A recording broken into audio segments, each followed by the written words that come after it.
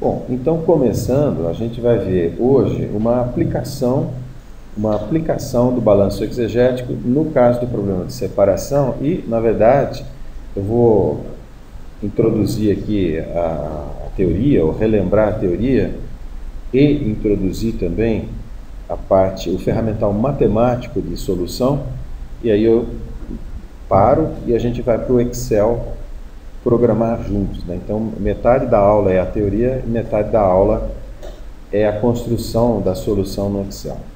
Só relembrando o nosso problema e já colocando alguma nomenclatura, a gente tem um processo de separação de uma mistura.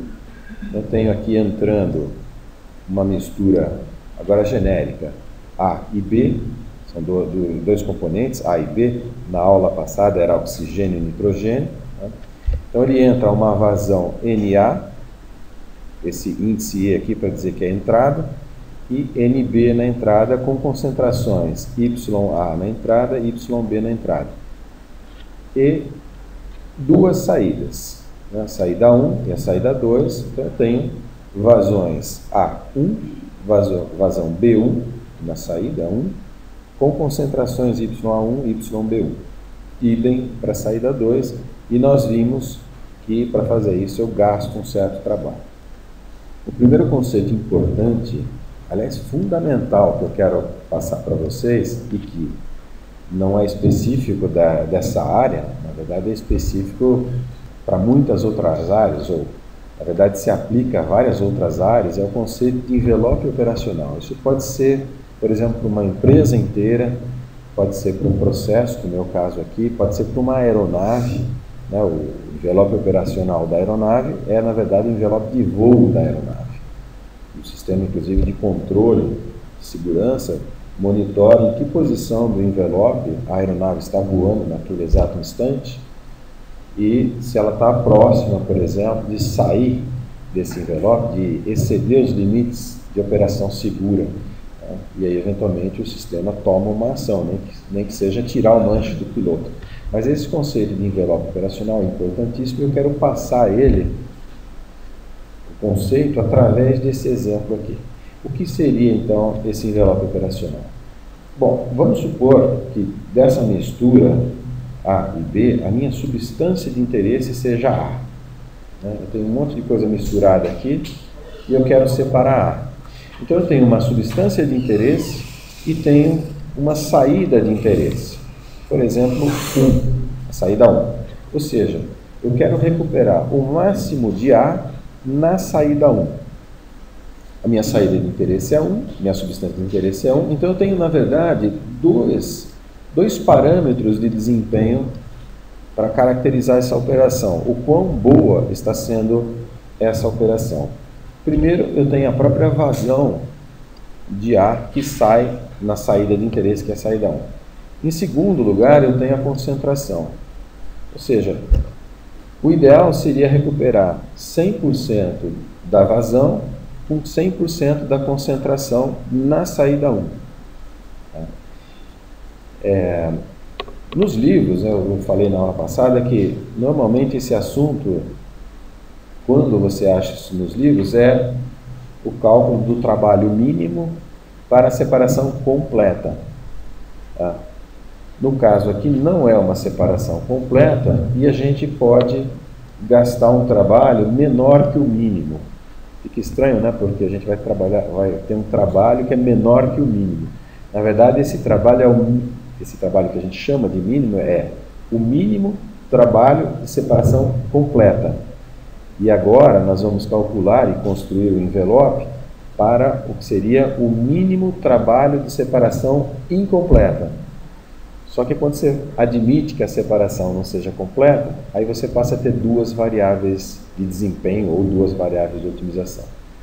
Em outras palavras, eu quero construir a relação entre a vazão do produto de interesse na saída de interesse em relação à concentração desse produto nessa mesma saída.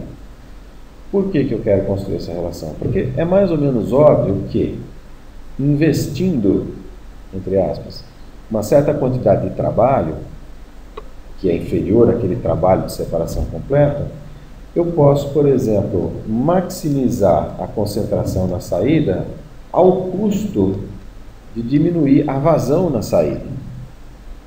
Ou o contrário, eu posso sacrificar um pouquinho a concentração para ter mais vazão na saída. Essa é a relação. Tá?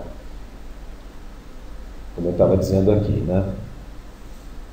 E por que isso é assim? Porque essa quantidade de trabalho é fixa.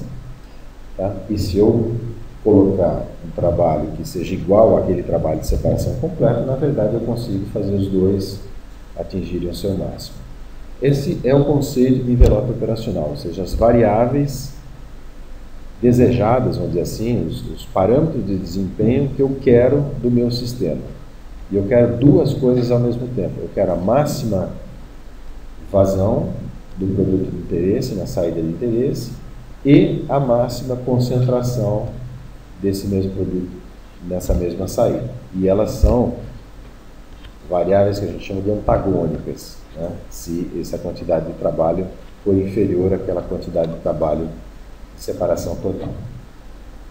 A definição de envelope operacional, graficamente, é uma figura como essa daqui, na qual você coloca nos eixos as suas variáveis de interesse. Então, se for um avião, um envelope de voo de um avião, o que seria? Seria, por exemplo, a velocidade de voo e, digamos, a altitude, ou melhor dizendo, a atitude do avião, a inclinação do avião em relação a uma direção horizontal de voo, né? Ele não precisa ser bidimensional esse envelope. Então, você coloca nos eixos as variáveis que você quer. Se fosse, por exemplo, como na primeira aula, que a gente fez uma análise técnico-econômica de diferentes empreendimentos, você pode colocar aqui nesses eixos os seus parâmetros econométricos. Por exemplo, a taxa interna de retorno num eixo, o valor presente líquido no outro eixo, e pode ter mais eixos aqui, né? Outros parâmetros econométricos, e aí você trabalha para maximizar esse gráfico nessa região. No nosso caso, os parâmetros de interesse, como eu estava dizendo, são a vazão na saída 1 e a concentração na saída 1. Então, vou fazer um gráfico da concentração do produto de interesse em relação à vazão do produto de interesse. Quais são os limites desse envelope? Vamos identificar isso nesse momento.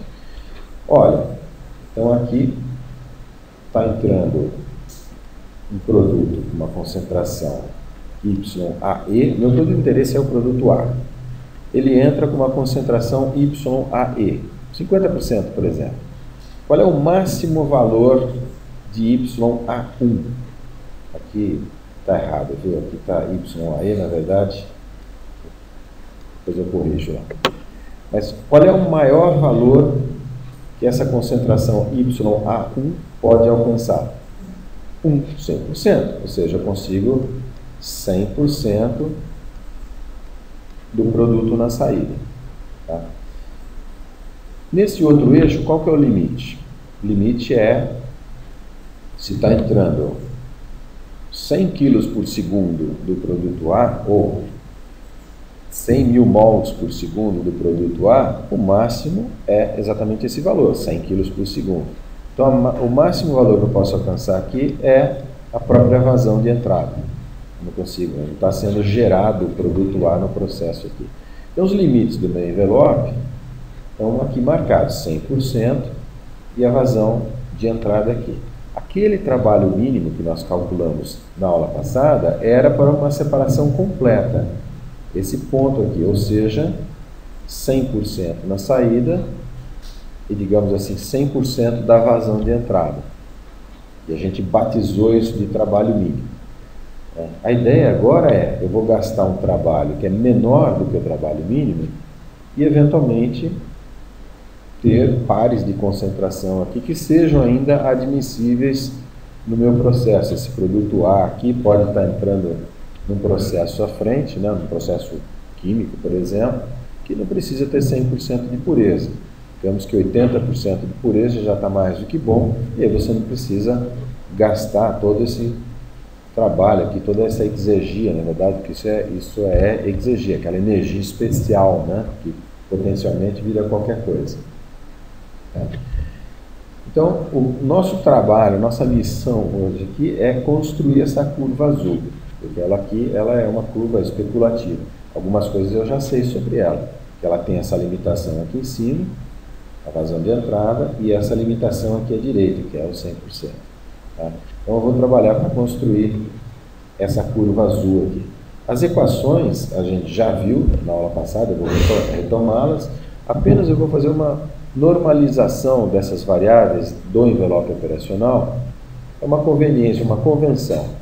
Tá? Voltando um slide aqui, eu tenho então aqui nas abscissas de 0 a 100%, se aqui for a concentração do produto de interesse, a, né, YA1, e 0 até NAE nas ordenadas. Eu quero criar uma variável a partir dessas mesmas, mas que varie de 0 a 1, ou 0 a 100%. Então, aqui no eixo Y, se eu simplesmente dividir pela vazão de entrada, então tudo bem. Né? Isso aqui vai de 0 a 1, porque o máximo que pode acontecer na saída 1 é ser igual à vazão de entrada. O eixo X é um pouquinho mais, né? Porque o mínimo que pode acontecer é a própria concentração de entrada. Então, simplesmente eu faço esse quociente aqui, ó, YA1 menos YAE dividido por 1 menos YAE. Vamos verificar se isso pode extrapolar. O máximo que pode acontecer em YA1 é ele ser igual a 1. Quando ele é igual a 1, aqui fica 1 menos a concentração de entrada, dividido por 1 menos a concentração de entrada, então dá 1. Tá? E o mínimo que pode acontecer para YA1 é ele ser igual à concentração de entrada. Tá? Então, quando meu numerador aqui ficaria YAE menos YAE, que é 0. Então, fazendo essa mudança de variáveis, né, só para ter um gráfico aqui variando entre 0 e 1. Tá ok? Bom, e só para colocar números no exemplo aqui, eu posso ter, por exemplo, numa situação, numa determinada situação, digamos assim, 9 mols por segundo entrando de produto A 60% de concentração. Eu posso ter aqui em cima, na saída, 1 mol a concentração de 90, ou seja, uma situação em que eu priorizei a concentração e sacrifiquei um pouco de vazão. Então aqui embaixo está saindo bastante ar ainda, né? Ou eu posso ter a mesma condição de entrada, o mesmo trabalho, porém regular o meu processo de separação de forma que eu tenha, por exemplo, não mais 1 mol na saída, mas 4 mols por segundo na saída do produto de interesse e sacrifiquei um pouquinho agora a concentração.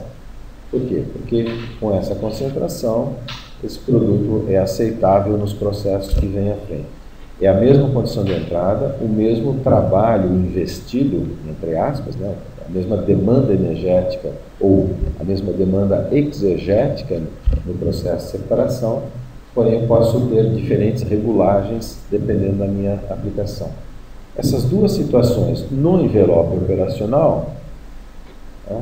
Então aqui, ó, a primeira em que eu tenho uma concentração maior e uma vazão menor, aqui, né, seria aquele 1 mol por segundo a 90%, e a segunda situação em que eu tenho, digamos, 4 mols por segundo, então um pouquinho mais aqui, que é um pouco menor, menos que metade de 9 mols por segundo, porém eu tenho uma concentração de 65% ali. Tá? Então são as duas situações possíveis no envelope operacional. Só para dar um sentimento de como se usa esse envelope aqui. Por quê? Porque, por exemplo, quando você vai dimensionar o seu sistema de separação, você tem aqui uma certa concentração admissível, que é imposta externamente por quem vai, pelo processo que vai receber a substância de interesse. Aquele filme que eu mostrei, a separação de cana, toletes de cana da palha da cana, quais são os processos que vêm à frente? Por exemplo, se essa cana for passar numa moenda, então existe uma quantidade máxima de palha que pode ter na cana, quando ela vai na moenda. porque, parênteses, quanto mais palha tem misturado no tolete, menos eficiente é o processo de extração na moeda. Então você tem um máximo, digamos que esse máximo seja 5%. Então sua meta de separação aqui é 95%. E você não, eventualmente você não vai além desses 95%, por quê? Porque aí você passaria a gastar muito trabalho. Tá? Essa é que é a ideia. Muito exigir. Bom, em frente. O balanço exegético a gente já viu na aula passada desse processo, só relembrando os termos do balanço exegético, começando aqui da direita. Então, esse termo da direita é a taxa de variação da exegia no meu volume de controle, quando o processo é transiente, então essa taxa é diferente de zero, a gente vai daqui a pouquinho supor que seja nulo, porque o nosso problema vai ser supostamente em regime permanente. E à esquerda da igualdade, as várias modalidades de transferência de exegia. Então, a primeira delas, aqui à esquerda, que seria a transferência de exegia via fluxo de calor, ou quanto tem de exegia naquele fluxo de calor, QK. Lembra que a gente viu várias vezes isso, a forma de calcular isso é multiplicar o fluxo pelo rendimento de Carnot, como se existisse uma maquininha, um exergímetro, medindo ali a exegia, o conteúdo exegético naquele fluxo de calor, seria uma maquininha de Carnot virtual. Então, é como se esse fluxo QQ alimentasse uma máquina de Carnot virtual, e o trabalho produzido por essa máquina de Carnot virtual é o conteúdo exegético. Então, é muito simples calcular, é só multiplicar pela eficiência de Carnot. T0 seria a temperatura ambiente. Aqui, entre parênteses, as taxas de transferência de exegia via trabalho em duas parcelas. Trabalho de eixo, propriamente, aí o conteúdo exegético do trabalho de eixo é 100%, né?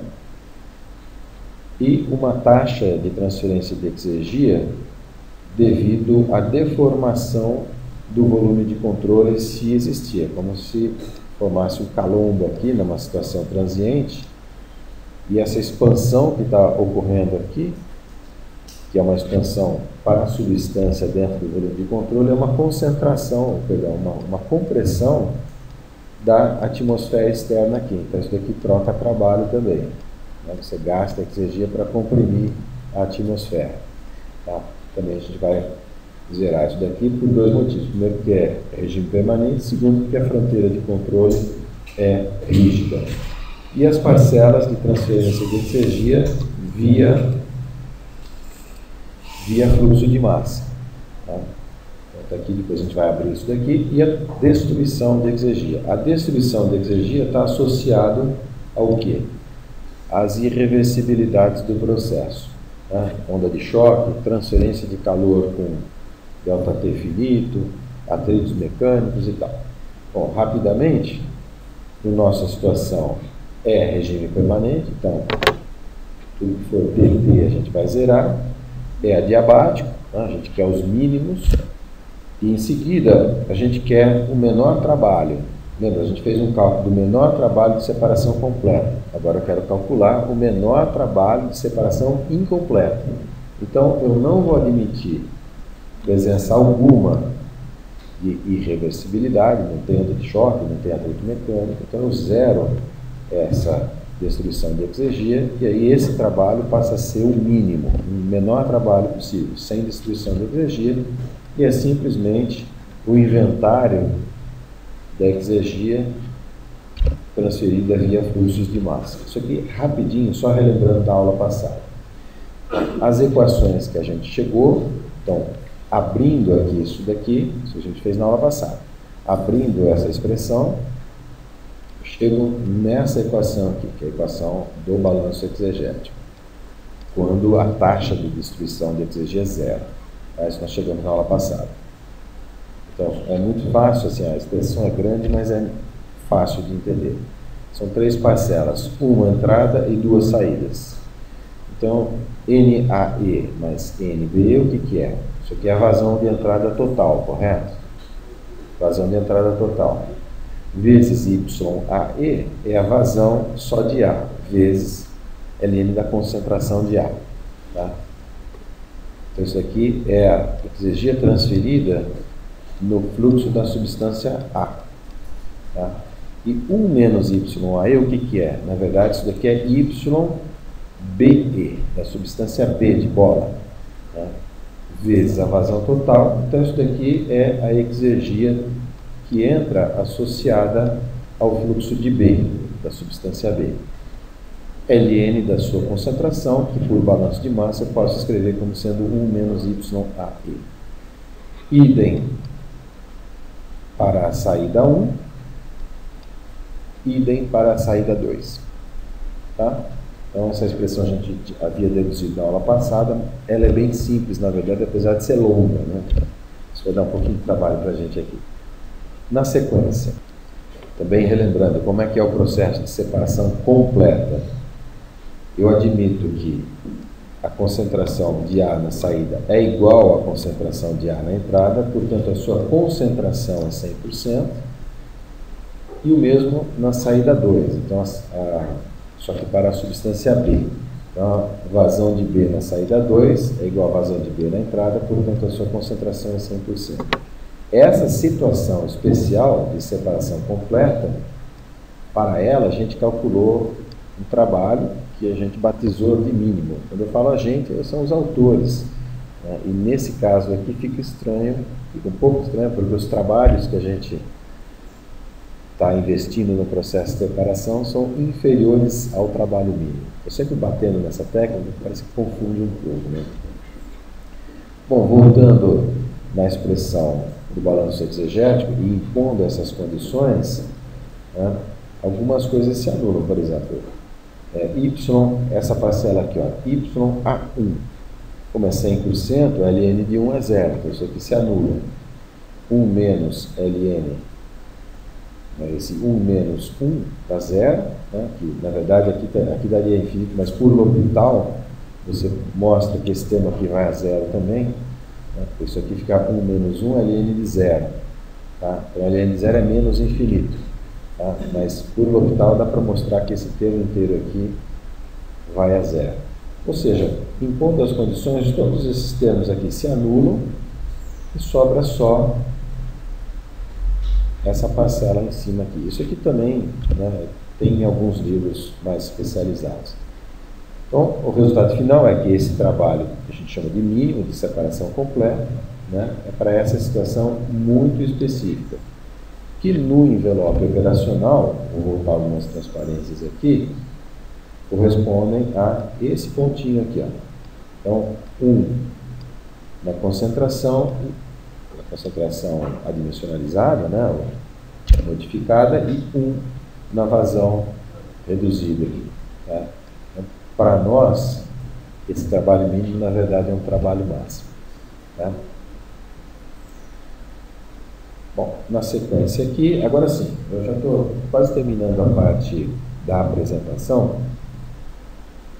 Vamos só formular o problema matematicamente para eu poder resolvê-lo. Eu quero construir aquelas curvas do envelope operacional.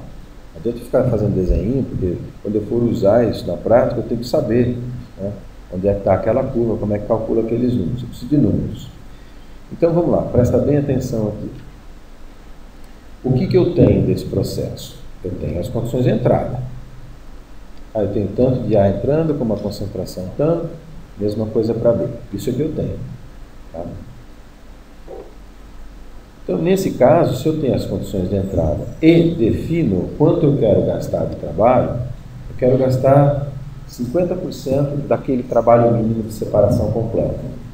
Sobra, então, o quê? Como incógnita. Essas 8 variáveis aqui. São 4 vazões de A e B na saída 1, vazão de A e B na saída 2, e 4 concentrações de A e B na saída 1, e a concentração de A e B na saída 2. Então, meu problema, matematicamente, tem 8 incógnitas. Nessas condições que eu falei para vocês, né? Conhecidas as condições de entrada, isso aqui é normal, e definido quanto de trabalho eu gasto, eu quero gastar. Eu arbitrei isso aí. Né? Não é que é exatamente uma incógnita. No meu projeto, no meu desenvolvimento, é uma meta. Eu quero gastar 50% daquele trabalho meu. Quais as equações que a gente tem? Então, a gente fez uma contagem das incógnitas, vamos contar as equações. Eu tenho uma, que eu já mostrei para vocês, que é o balanço exegético. Está aqui mostrado. Quais são as outras equações que eu tenho? Eu tenho balanços de massa. Então, por exemplo, veja esses dois aqui embaixo, são bem óbvios, né? É o balanço de massa na espécie A. Então, é como se eu olhasse só o produto A. Então, se entra 1 kg por segundo de ar, só para arredondar uma coisa, 10 kg por segundo de ar na entrada, vamos supor que eu tenha 7 kg por segundo aqui na saída 1, quanto que eu tenho aqui? Se entra 10 aqui, 7 na saída 1, só pode ser 3 na saída 2, correto? Então, a vazão de ar na entrada é igual a vazão de ar na saída 1, mais a vazão de ar na saída 2. E lembra B, se entra 18 kg por segundo, se entra 18 kg por segundo na entrada, eu tenho 9 kg por segundo na saída 1, então só pode ter outros 9 na saída 2. Tá? Então, essa é a segunda equação. NBE igual a NB1 mais NB2. Tá? Isso aqui é balanço de massa, supostamente não está havendo reação química nenhuma ali.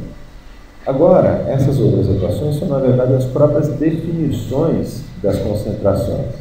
Tá? Porque essas concentrações aqui, elas são calculadas em função dessas razões, ou seja, não são variáveis independentes.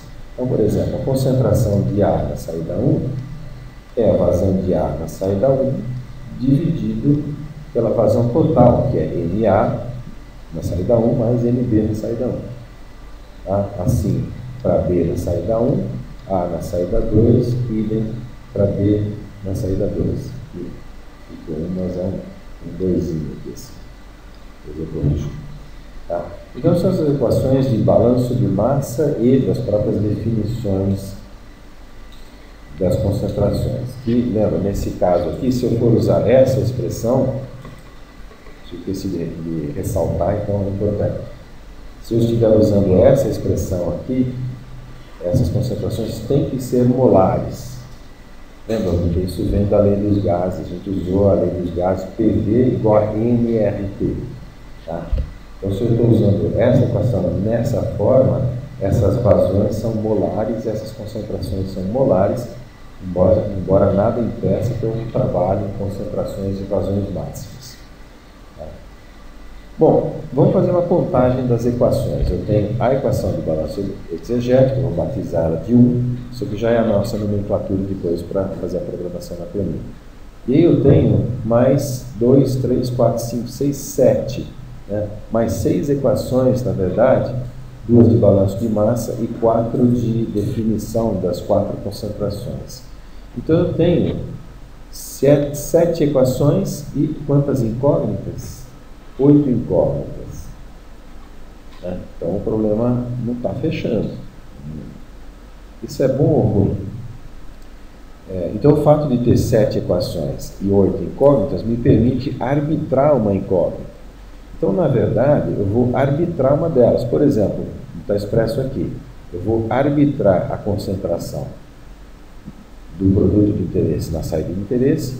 Com isso eu consigo calcular a vazão do produto de interesse na saída de interesse, resolvendo esse sistema. Então está aqui, ó.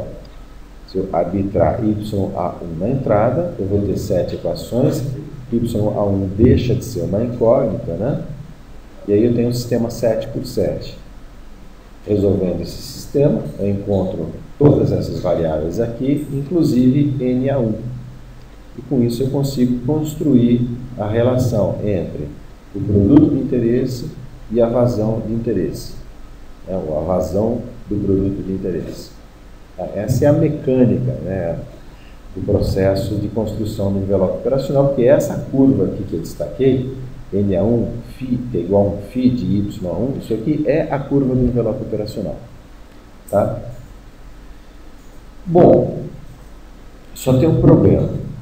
E aí eu vou ter que abrir um parênteses rapidinho, acho que eu vou gastar 5 minutos e a última coisa que eu vou falar antes de mudar para o Excel. Ocorre que essas equações, elas não são lineares nas variáveis que a gente quer resolver. Vou voltar aqui para mostrar. Por exemplo, YA2 é uma das incógnitas do problema, certo? Voltando aqui, ó, YA2 aparece no parênteses aqui e aparece dentro do LN. Tá? Então, essa equação é não linear na incógnita YA2. É uma equação, como é que a gente chama mesmo? Equação transcendente. Do tipo assim, seno de x igual a x. Lembra dessa equação? Os professores, seno de x igual a x. Como é que você resolve essa equação? Não é possível você manipular algebricamente para isolar x. Então você tem que resolver numericamente. A mesma coisa aqui, não é possível você manipular a equação para isolar YA2 nessa expressão. Tá? Então, é uma equação transcendente, ou seja, uma equação não linear, a gente é obrigado a usar um método de solução de equações não lineares para resolver esse problema. Tá? Que método eu vou mostrar para vocês? Eu vou ensinar um outro método, na verdade eu vou ensinar a usar um outro método que eu tenho certeza que vocês já viram, que é o método Newton-Raphson. Ele é muito simples, eu garanto para vocês que eu não gasto mais de 5 minutos para explicar, inclusive para o sistema multidimensional, muitas equações com muitas incógnitas. Quer ver? Vamos gastar os 5 minutinhos. Eu vou começar a explicação do Newton-Raphson para uma equação, uma incógnita. Então, simplesmente eu quero calcular a raiz de f de x. Então, digamos aqui um gráfico da função f de x, essa curva vermelha, e eu quero calcular esse ponto aqui. Acompanhe comigo a mecânica do método, que eu vou explicar graficamente, depois eu vou pôr umas equaçõezinhas também muito simples. O método consiste no seguinte, você dá um chute inicial, né? A gente quer chegar nesse ponto aqui é a raiz. Você começa com um chute inicial, aí você calcula o valor da função para aquele chute inicial. Então você chutou x0, tem aqui f de x0. Próximo passo é o seguinte, nesse ponto aqui, olha, que é o f de x0, ou x0, f de x0, eu vou passar uma reta tangente, a curva passando por aquele ponto. Então está aqui, no ponto x0, f de x0, a reta tangente empontilhado aqui. Tá? Aí a raiz da reta tangente, eu vou dizer que é o meu próximo valor de x. Tá? E o método continua assim. Aí, no ponto x1, eu calculo o valor da função f de x1. Aí, no ponto x1, f de x1, eu calculo a reta tangente. Na raiz da reta tangente, eu vou definir, a raiz da reta tangente, eu vou definir como sendo o meu próximo x. Já deu para perceber que esse negócio vai convergindo rapidamente para a raiz, correto?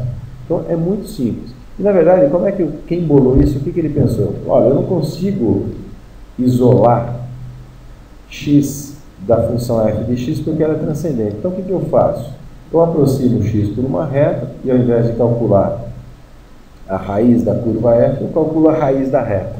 Basicamente é isso. Só que eu itero o processo.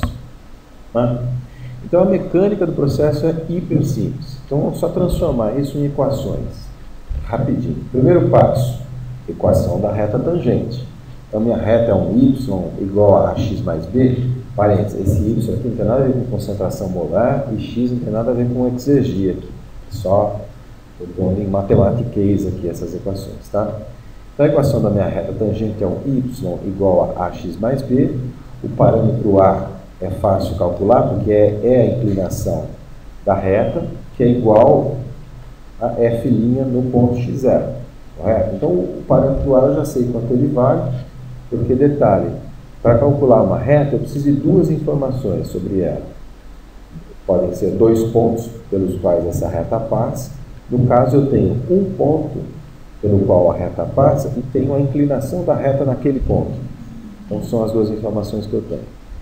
Então, a primeira delas, que é a inclinação, define o parâmetro A, O parâmetro B eu calculo impondo que a reta passe pelo ponto x0, f de x0. Tá? Então, resolvendo essa equaçãozinha, eu tenho o valor de B aqui. Tá? De novo, transparência, fazer fórmulas em transparência é meio chato, mas depois vocês podem acompanhar isso no vídeo. Próximo passo, raiz da reta tangente. Eu tenho A e B, né? É só fazer y igual a zero. Então, fazendo isso, eu calculo que x tem que ser menos b sobre a. Substituindo aquele a e aquele b que eu calculei, então a raiz é esse daqui. Né? Ou seja, o meu x1 aqui vai ser igual a x0 menos f de x0 sobre f' de x0. E aí o procedimento é iterado, ou seja, a fórmula de recorrência vai ser essa. Eu parto de uma certa aproximação inicial, ou a késima aproximação, e a próxima, a k mais 1, vai ser igual, por inspiração por essa fórmula aqui, igual xk menos 1 sobre f' de xk vezes f de xk. E eu separei assim, ó, dessa forma, porque eu vou ter que transformar isso em várias dimensões. O problema agora que eu tenho é passar para várias equações, várias incógnitas. E aí eu não vou fazer matemática, eu só vou usar, digamos assim, eu não vou fazer álgebra, né? Eu poderia abrir polinômio de Maclaurin, não sei o quê, e chegar nas fórmulas para o problema multidimensional. Mas é extremamente simples e perfeitamente correto do ponto de vista conceitual e matemático. Quer ver, antes de mudar a transparência, eu só vou falar para vocês. Como é que seria? Bom, no caso de muitas incógnitas, muitas variáveis, esse meu ponto x aqui, ele deixa de ser um número e passa a ser o quê? Um ponto, digamos, no Rn. Então, vai ser um hiperponto ou um vetor, né? Uma coleção de números, cada um por uma certa direção, com um certo eixo, né? Então, esse xk mais 1 aqui, ó, vou fazer aqui mesmo nessa transparência, vai virar um vetor. Esse xk também um vetor. E essa função aqui agora, ela não é mais única no nosso caso. A gente tem 7 funções, não é isso? Então, essa função aqui, ela vai ser um vetor de funções que tem como argumento um vetor de números. Tá? Nós temos 7 funções, 7 incógnitas no nosso problema que a gente está resolvendo. Só resta entender o que é isso que está aqui, 1 sobre f' de xk. Porque, tudo bem, eu posso dizer que f' é um vetor, xk é um vetor, mas eu tenho escrito esse 1. Então, vamos entender isso. Bom, primeiro, o que vai ser essa função aqui? Vamos entender aqui. Depois eu entendo o que vai ser essa operação 1 sobre. Né? Olha, eu não tenho mais uma única função, eu tenho 7 funções. Tá? Então, eu tenho 7 funções e 7 direções. Quer dizer, esse eixo aqui, ó, esse eixo aqui, são 7 eixos agora, né? Digamos um x1, um x2, então um x7. Então, essa situação que eu estou mostrando em uma dimensão para vocês, vai acontecer 7 vezes 7 vezes, ou seja, é a função, digamos, a iésima função, tá? Na direção xj, digamos assim. Tá? Eu tenho 7 funções e 7 direções. Em outras palavras, essa derivada que aparece aqui, na verdade, são derivadas das 7 funções em relação a 7 variáveis, no nosso caso. Ou, né, como eu estou vendo aqui, derivada de uma função fi em relação a uma incógnita xj. Que ente matemático, que objeto matemático tem essas derivadas, a coleção de todas essas derivadas? Se vocês se lembram de cálculo 1, acho, ou 2, ou 3, não lembro. Agora vai ter cálculo 4, agora estava olhando. Na verdade, é a matriz jacobiana, não sei se vocês se lembram dela. Né? A matriz jacobiana é uma matriz que tem a derivada de todas as funções em relação a todas as incógnitas. Se o nosso problema são 7 funções com 7 incógnitas, então é uma matriz 7 por 7. 7 funções, 7 incógnitas. Nós vamos montar isso no Excel daqui a pouquinho. Só falta entender esse 1 sobre. Né? Eu vou até apagar aqui, para expandir um pouquinho a figura. Né? O que eu estou fazendo aqui, na verdade? Tudo bem, esse f aqui de xk eu já entendi que é um vetor. Né? O f' de xk, na verdade, eu estou pré-multiplicando o vetor pelo que seria o recíproco do f'. Tá? O que é esse negócio de recíproco? Agora eu estou evocando um conceito de álgebra linear. O que é o recíproco de 5? Exatamente. Então é um número, supostamente não sei quanto ele é, mas quando eu multiplico por ele, dá 1. Então, se for 5, o número real 5, esse número tem que ser 1 sobre 5. Tá? Qual é o recíproco de um polinômio? Porque o polinômio também é um vetor de um espaço vetorial. O recíproco de um polinômio é um outro polinômio que, quando eu multiplico, dá 1. Qual é o recíproco de uma matriz? Uma matriz de números. É uma outra matriz que, quando eu multiplico, dá 1. E esse 1 é o elemento unitário daquele espaço vetorial. No caso da matriz, não dá 1, não dá o número 1, dá a matriz identidade. Então, qual é o recíproco de uma matriz? A matriz inversa daquela matriz, porque quando você multiplica, dá a matriz de unidade, não é? É 0 fora da diagonal e 1 em toda a diagonal. Tá? Então, na verdade, o que eu tenho que fazer é multiplicar pelo recíproco. E eu vi, então, que esse f' vai virar a matriz jacobiana, então aqui vai virar o quê? O recíproco da matriz jacobiana, ou seja, a inversa da jacobiana. Acabou. Não preciso mais interpretar. Então, vamos lá. Vamos colocar isso em fórmulas agora, porque a gente vai ter que operacionalizar essas coisas. Então, está aqui a minha fórmula de recorrência do caso unidimensional, tá? Aqui para o caso multidimensional. Vamos identificar os objetos que eu acabei de falar. Está vendo? O meu xk vira um vetor, está aqui. O meu xk mais 1 vira um vetor. O meu xk vira um vetor. Aqui 1 sobre f' vira a inversa da matriz jacobiana. E o f de xk vira um vetor de funções xk. Tá? Sendo que a jacobiana é a matriz que tem a derivada de todas as funções em relação a todas as incógnitas. Então, por exemplo, vendo a primeira linha aqui, ó, df1, dx1, df1, dx2 até df1, dxn, e a última linha, dfn, dx1, dfn, dx2 até dfn, dxn. Muito simples, na verdade. De novo, eu poderia ter feito toda uma matemática aqui para passar, né, para deduzir essa forma de recorrência, mas ela é perfeitamente análoga à forma para um D. Então, e esse raciocínio que a gente fez, ele é exato do ponto de vista matemático, ele não é aproximado, não é inexato, ele é válido do ponto de vista matemático. Ok? Bom, então, é isso aí, vamos aplicar esse método ao nosso problema. As minhas 7 equações eu vou modificá-las ligeiramente. Lembra, eu tenho que ter, para aplicar o método de Newton-Raphson, eu preciso ter equações f de x igual a 0.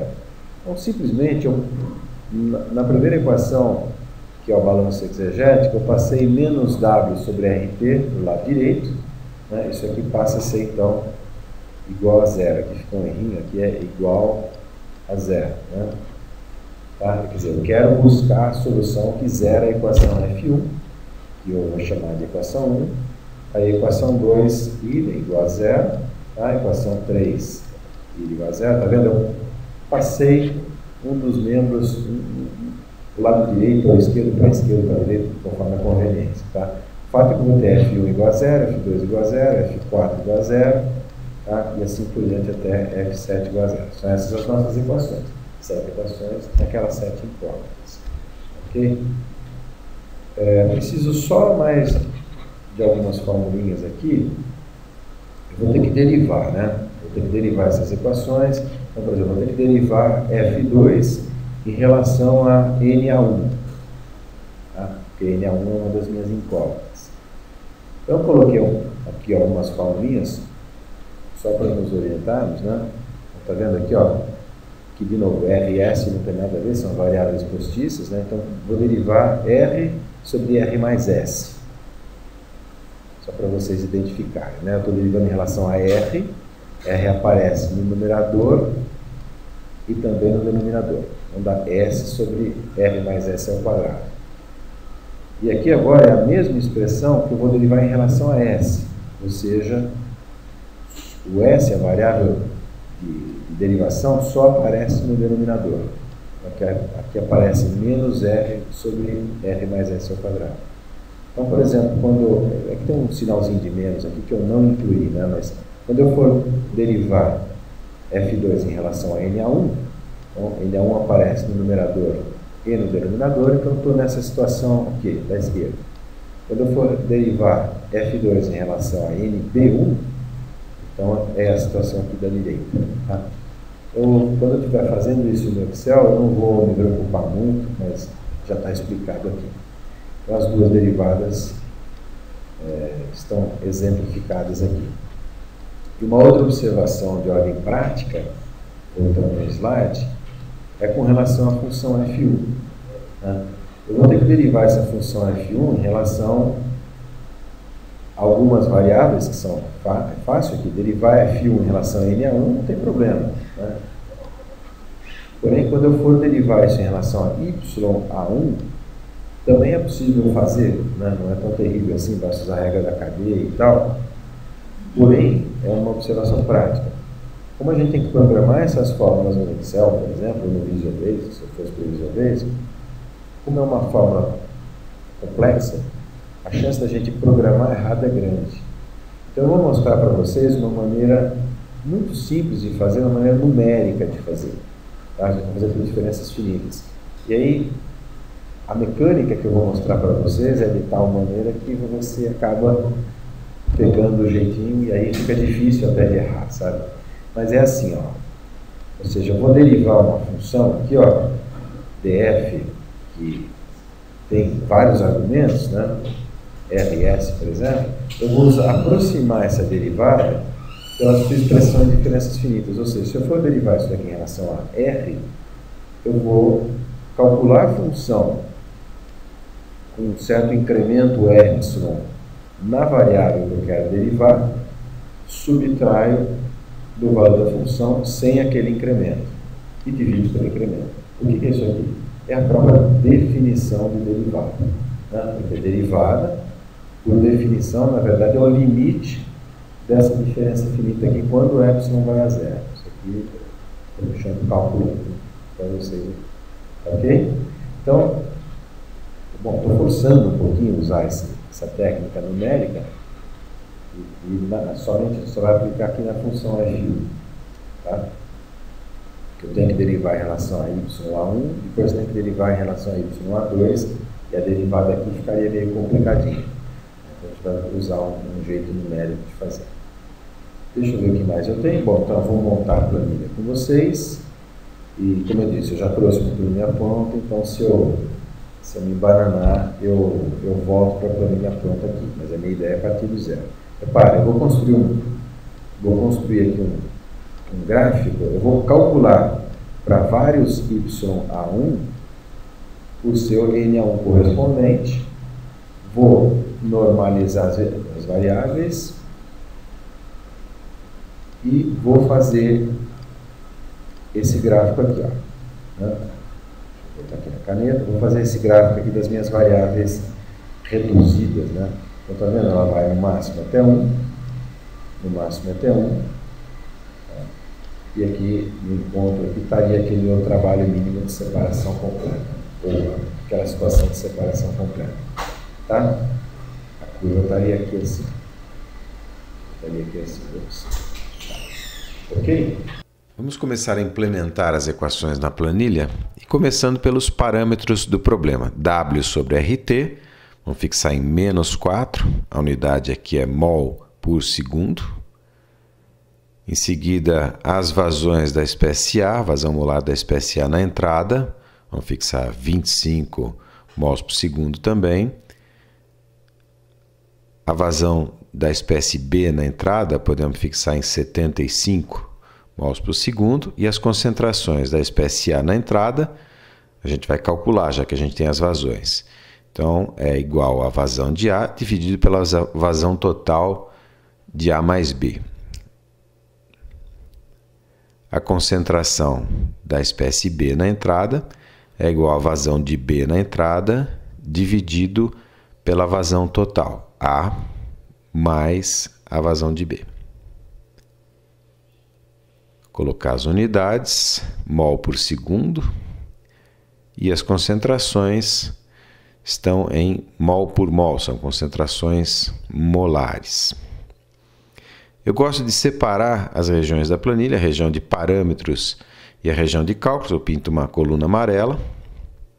Agora o nosso parâmetro YA1, a concentração da espécie A na saída, que a gente vai arbitrar. Por exemplo, 0,9, e é mol por mol. Outros dois parâmetros numéricos, epsilon, que eu vou precisar para o cálculo numérico das derivadas, vamos fixar em 1 vezes 10 a menos 4, e um fator de relaxação, que depois eu vou explicar onde é que ele vai ser usado, 0,3, na verdade no cálculo iterativo das planilhas.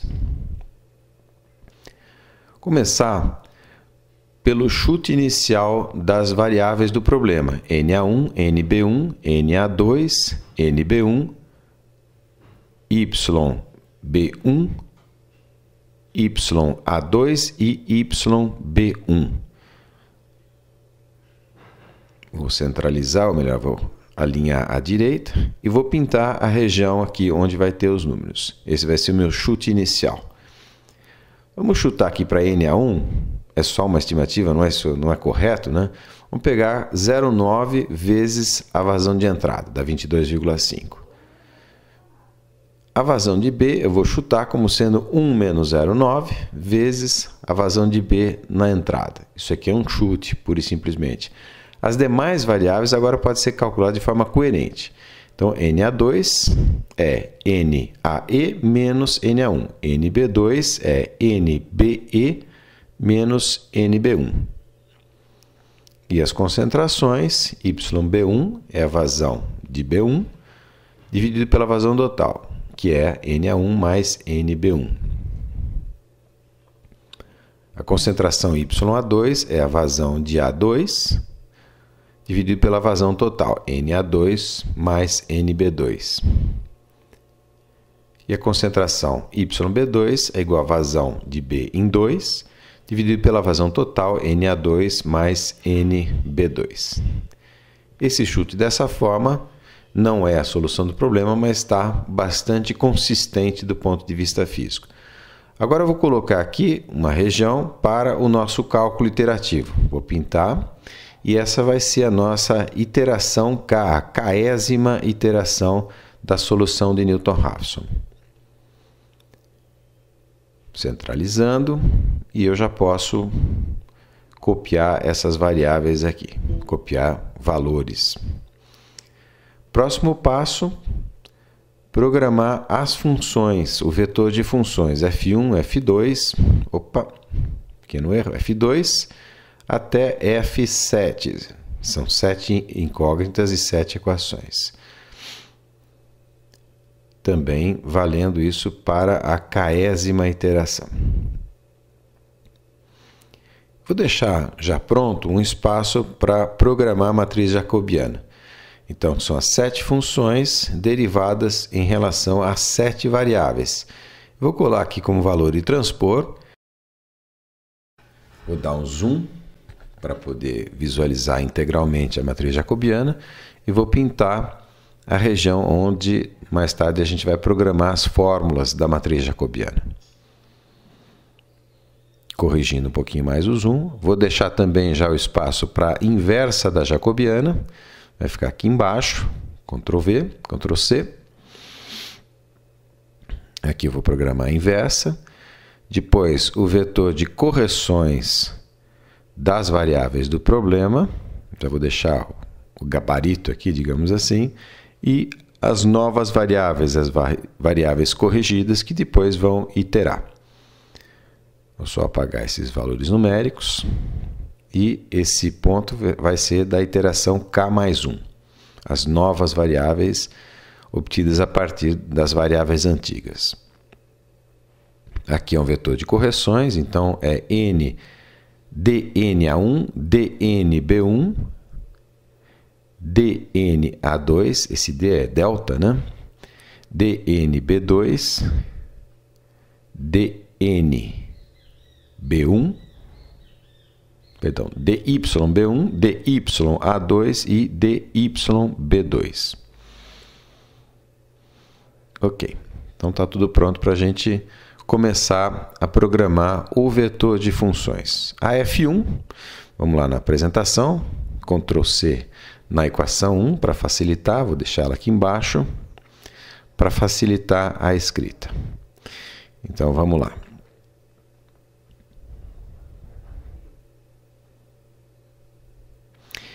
Igual menos W sobre RT, que está na célula B1, mais, abre parênteses, NAE, mais NBE, a célula B2 e B3, vezes, abre parênteses, YAE, que está na B4, vezes LN de YAE, que é a célula B4 também, mais, abre parênteses, 1 menos YAE, célula B4, vezes LN de 1 menos YAE, 1 menos a célula B4. Fecha, fecha, vou dar um Enter para ver se tem algum erro na fórmula. Então, até aqui tudo bem. Vamos continuar.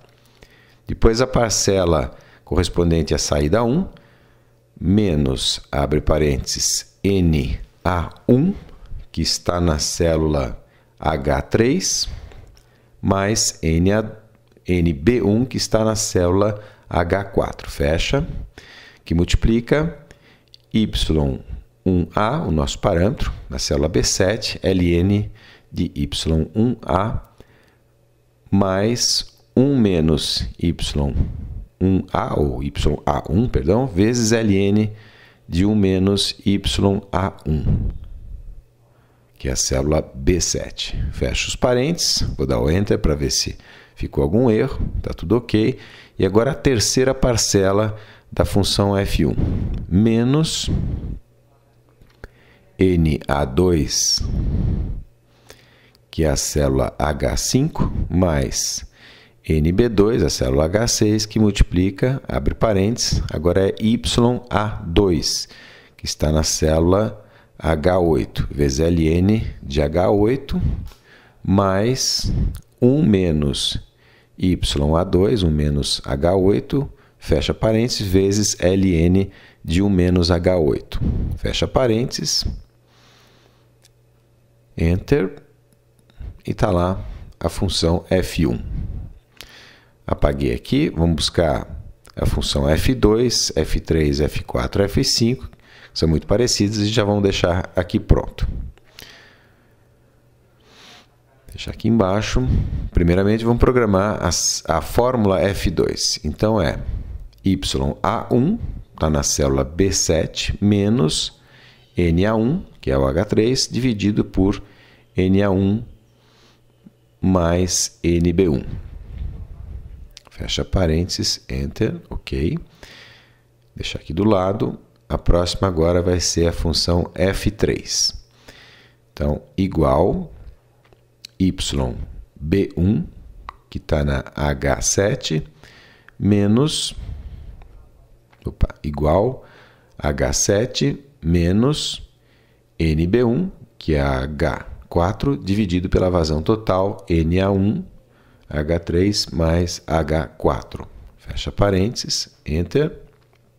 Já está dando zero por causa do chute inicial coerente que a gente deu.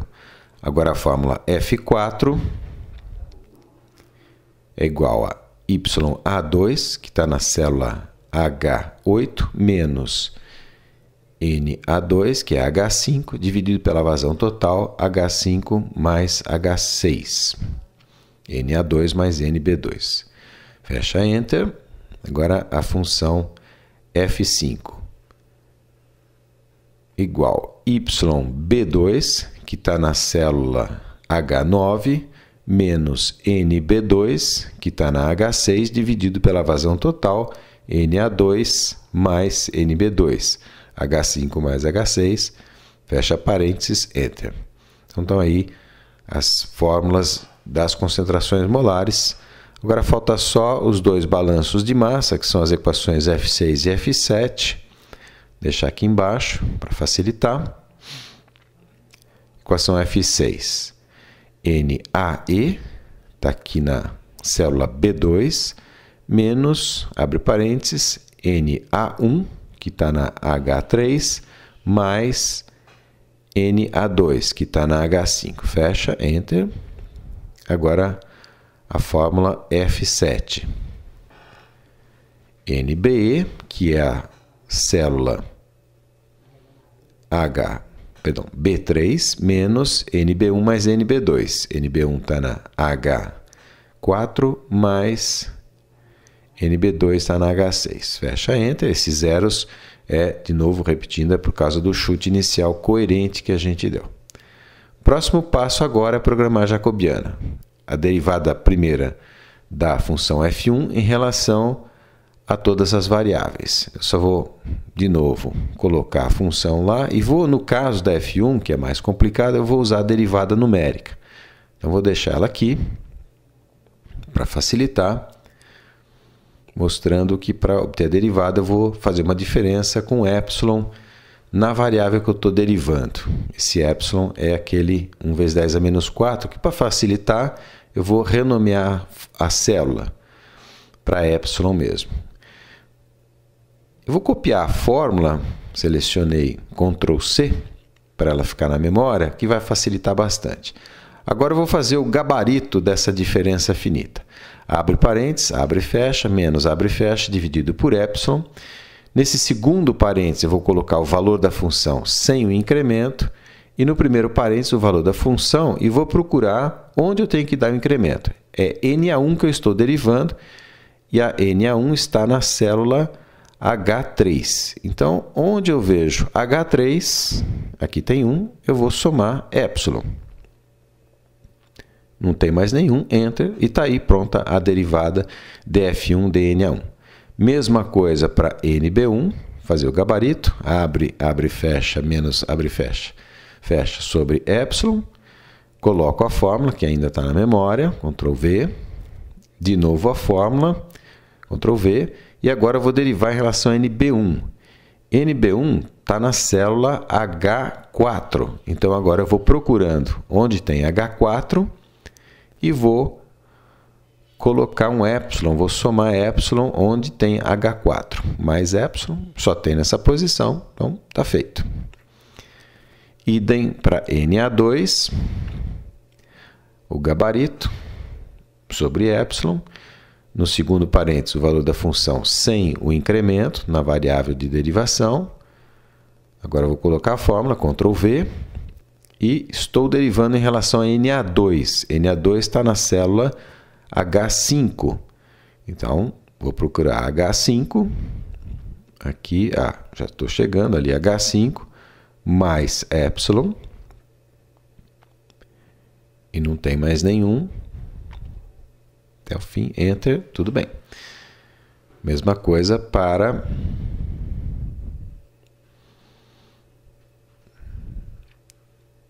df1 dnb2. Digitando o gabarito,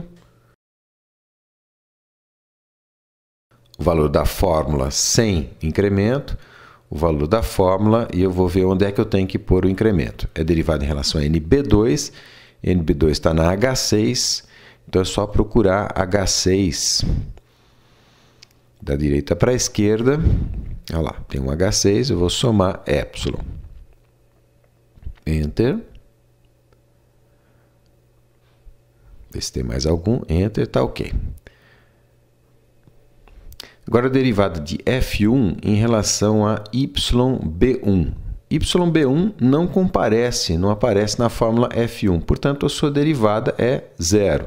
df1 de YB1 é zero. Vamos só conferir, tá vendo? Não aparece, só aparece as concentrações em A, na entrada, na saída 1 e na saída 2.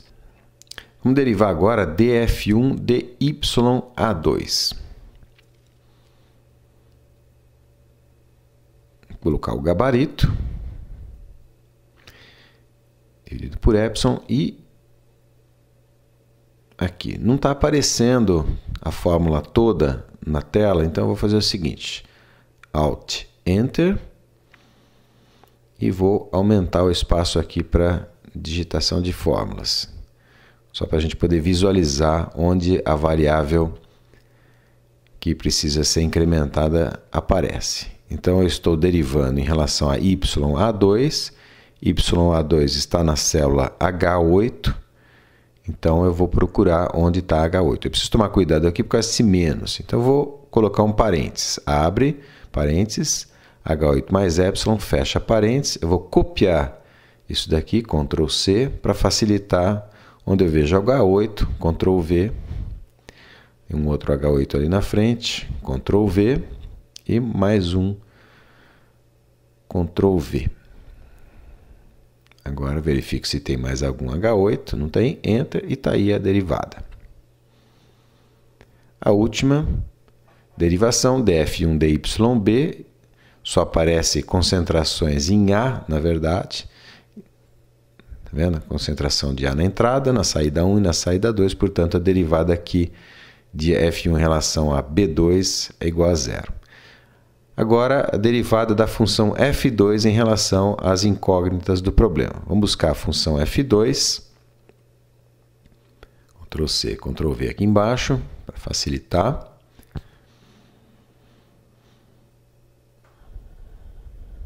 E vou deixar aqui aquela formulinha para nos auxiliar na derivação analítica, no caso. Não vou usar a derivada numérica. Poderia, mas não vou. dF2 dNA1, então é igual a menos NB1 dividido pela vazão total, NA1 mais NB1 ao quadrado. dF2 dNB1 igual NA1 dividido por NA1 mais NB1, a vazão total, tudo isso ao quadrado. Depois dF2 dNA2 não aparece, não tem, não depende, é zero. Mesma coisa para NB2, mesma coisa para YB1, mesma coisa para YA2 e YB2. Agora, dF3 em relação às variáveis do problema. Vamos buscar a F3. Ctrl V. Colocar aqui embaixo. E vamos lá. Em relação a NA1, então é igual NB1 dividido pela vazão total, NA1 mais NB1, tudo isso ao quadrado. Relação dF3 em relação a NB1 igual menos NA1 dividido pela vazão total, NA1 mais NB1 ao quadrado. Enter. Ok. Em relação a NA2, 0, não comparece, não depende. NB2, 0. YB1, na verdade, muito simples, 1. Depois, 0 e 0. dF4 em relação às derivadas. dF4 em relação às incógnitas do problema, vamos buscar a função f4, deixar ela aqui embaixo. Então, dF4 dNA1 é 0, dNB1 é 0. Em relação a A2, então isso é igual a menos NB2 dividido pela vazão total, NA2 mais NB2 ao quadrado. Enter. E dF4 dNB2 igual NA2 dividido pela vazão total ao quadrado, que é o H5 mais H6 ao quadrado. derivada em relação a YB1 é 0, YA2 é 1 e YB2 é 0 também. Vamos buscar a função F5, que é a última das equações das concentrações. Está aqui, vou colocar aqui embaixo. Então, a derivada em relação a NA1 é 0, a NB1 é 0, a NA2 igual a NB2 dividido pela vazão total, NA2 mais NB2 ao quadrado. Enter. E a derivada em relação a NB2 igual a NA2 negativo dividido pela vazão total ao quadrado, NA2 mais NB2. Enter. Depois, em relação a YB1 é 0, a YB2 é 0 e a YB2 é 1. Agora as equações de balanço de massa. Vamos buscar lá na apresentação. A F7 e a F8, perdão, a F6 e a F7. Ctrl V. Deixar aqui embaixo. Então vamos lá, é bem fácil. Derivada em relação a NA1 é igual a menos 1. Em relação a B1, NB1 é 0. Esse é o balanço de massa para A. A NA2 é menos 1. Depois o resto do 0. 0, 0, 0 e 0. Derivada da F7 agora. Em relação a NA1 é 0. Balanço da espécie B. NB1 é menos 1. NA2 é 0. NB2 é menos 1. E o resto tudo é 0.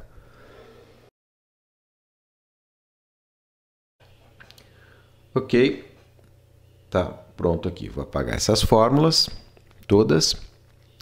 E agora fica fácil. Agora a gente precisa programar a inversa da jacobiana. A gente vai usar uma função pronta do Excel, que é a função matriz inverso. Matriz ponto inverso. Abre parênteses e seleciona a matriz a ser invertida. Fecha parênteses, Enter. E agora eu vou copiar essa fórmula como fórmula de matriz. Então eu seleciono, Ctrl C, seleciono a área, F2 para informar que é matriz, Ctrl Shift Enter. É bem simples, essas instruções estão no Help. Aqui é a mesma coisa, eu vou pré-multiplicar o vetor de funções pela inversa da jacobiana. Então eu vou usar a função matriz multi, também interna do Excel. Abro aqui, coloco a primeira matriz do produto de matrizes, ponto e vírgula, e a segunda matriz, que na verdade é um vetor. Vetor de funções, ponto e vírgula. Mesma coisa, Ctrl C, seleciono a área, F2, Ctrl Shift Enter. Está lá o vetor de correções. E agora as variáveis corrigidas. Então, é a variável antiga menos a variável nova. E eu posso copiar tudo aqui para baixo, que ele vai atualizar os endereços e vai ficar certo. Isso pode ser feito dessa maneira, sem relaxação do vetor de correções, ou eu posso multiplicar as correções por um fator de relaxação que está aqui. Eu vou renomear a célula para ficar mais fácil e vou reprogramar. Então, vou apagar tudo e vou fazer de novo, fica mais fácil. Então, na primeira célula é igual o valor da variável antiga menos o fator de relaxação vezes o valor da correção. E agora sim eu posso copiar tudo aqui embaixo. E se esse valor de relaxação for 1, é exatamente o que eu tinha anteriormente. Vou deixar aqui em 0,3 mesmo. Agora, o que eu tenho que fazer? Copiar esses valores e jogar nos valores antigos. Só que se eu fizer isso, vai dar uma recursividade sem solução. Então, eu tenho que fazer copiar, Ctrl C, selecione a área que eu quero copiar e colar somente os valores e não as fórmulas.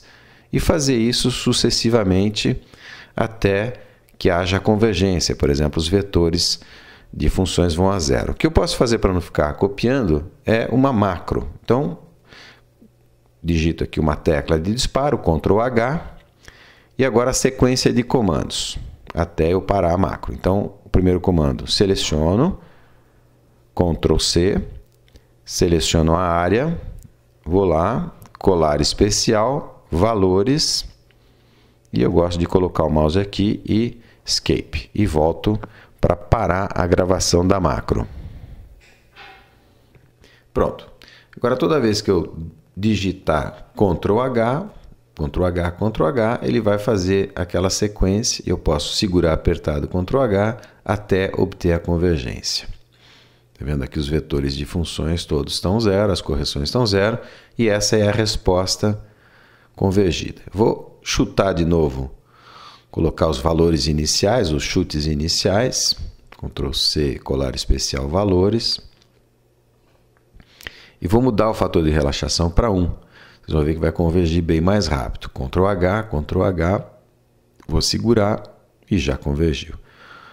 A vantagem disso é que, eventualmente, em algumas circunstâncias, o problema tem dificuldade de convergir. Então, com um fator de relaxação pequeno, 0,8, 0,5 ou 0,3 como estava, nessas situações assim de convergência crítica, a gente consegue obter a convergência com um fator de relaxação. Prosseguindo aqui, o que eu quero fazer agora, na verdade, é o gráfico do envelope operacional. Então, é um gráfico da concentração da espécie A na saída 1 e da vazão da espécie A na saída 1. E eu quero empilhar os valores aqui para depois poder fazer o gráfico. Vamos ver como é que isso pode ser feito. A sequência de comandos, vou começar com 0,99, Ctrl H, obtive a convergência, e aí eu vou copiar o valor 0,99 aqui. Estou fazendo isso porque eu quero identificar os comandos da macro. Ctrl C e Ctrl V no valor numérico de NA1. Depois eu volto, altero o valor da concentração inicial, 0,9 por exemplo, e agora sim, vou convergir, Ctrl H várias vezes até obter a convergência, e vou deslocar para baixo esses valores. Como vai ser repetitivo, eu vou fazer também uma macro para isso. Então, Ctrl J, por exemplo, ok? E a sequência de comandos vai ser inserir uma linha, inserir linha acima, e aí eu vou copiar o 0,9, Ctrl C, colar especial, valores, e vou copiar o NA1, convergido. Ctrl C, colar especial, valores. Vou voltar na posição, escape, e vou parar a gravação da macro. Agora, posso ir repetindo. 0,8, por exemplo. Ctrl H para obter a convergência. E Ctrl J, ele já insere e já coloca na posição para eu calcular um novo YA1. 0,7, por exemplo. Ctrl H várias vezes, até a convergência, até zerar o vetor de funções. Ctrl J e está lá. 0,6, por exemplo. Então, Ctrl H, convergência. E Ctrl J. 0,5. Vai chegar um momento em que o sistema não vai conseguir convergência, porque eu já estou me aproximando no limite físico para esse valor de trabalho aqui, menos 4 mols por segundo, esse trabalho adimensionalizado aqui. Então, vamos lá, 0,4, Ctrl J, 0,3, parece que ainda vai ter convergência, vamos lá, Ctrl H uma vez, duas, está indo, então vai convergir, Ctrl J, vamos ver se 0,2 funciona, 0,2, Ctrl H, mais uma vez, e já deu problema, então é aquela situação, né, de extrapolar os limites aqui físicos do problema para esses parâmetros fixados. Só voltar aqui os valores iniciais, Ctrl V, pronto. O que eu quero fazer agora, na verdade, é aquele gráfico da apresentação. Quero colocar aqui nessa região e naquelas coordenadas adimensionalizadas que vão de 0 a 1. Vamos buscar aqui as fórmulas das coordenadas, né? Tá aqui Ctrl C, Ctrl C. Vou trazer para a planilha para facilitar a digitação, Ctrl V, puxar as fórmulas aqui para cima. E então vou programar essas duas colunas. Primeiro, a abscissa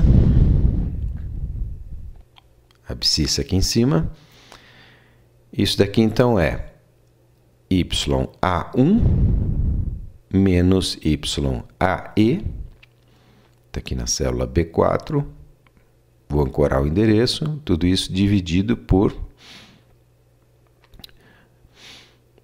1 menos YAE, que é a célula B4. Ancorei e agora eu posso copiar até lá embaixo.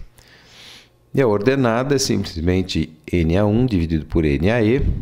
NA1 está aqui, dividido por NAE, está na célula B2, F4, para ancorar o endereço.